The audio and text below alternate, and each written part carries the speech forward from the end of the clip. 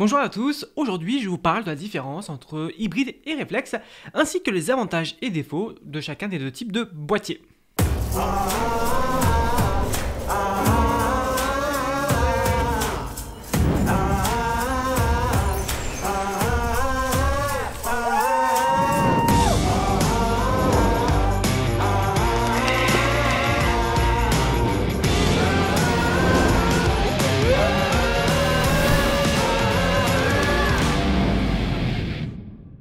Qu'est-ce qu'un hybride?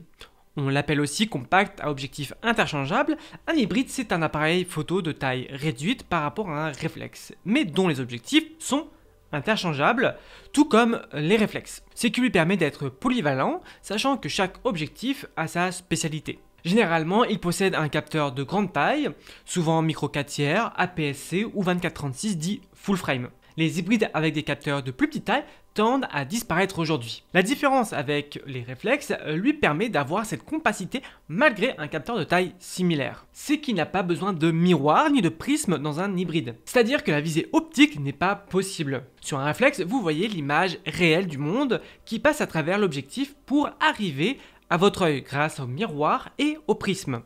C'est la visée dite optique. Sur un hybride, c'est le capteur qui renvoie l'image dans votre viseur que vous voyez.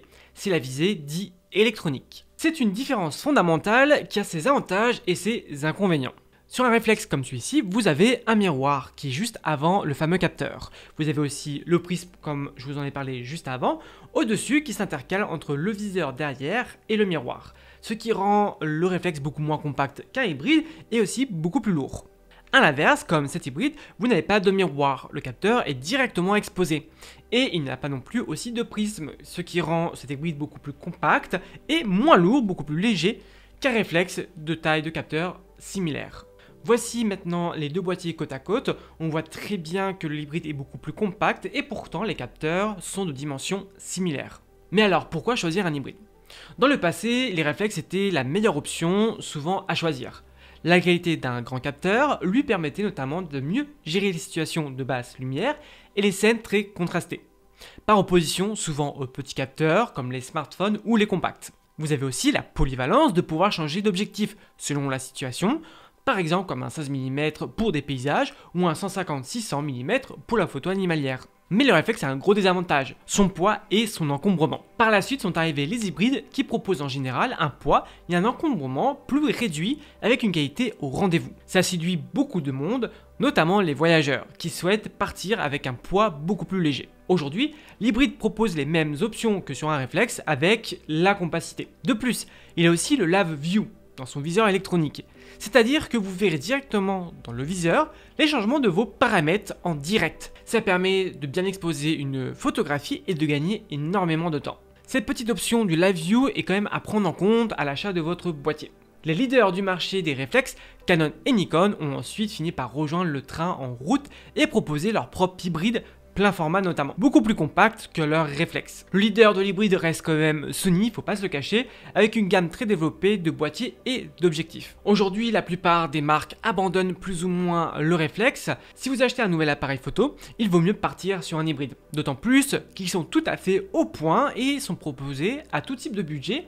Mais soyons honnêtes, le prix des hybrides, même si c'est l'avenir, sont tout de même quand même un peu plus chers que les réflexes de même capteur actuellement. Donc je vous ai influencé à choisir un hybride, mais lequel?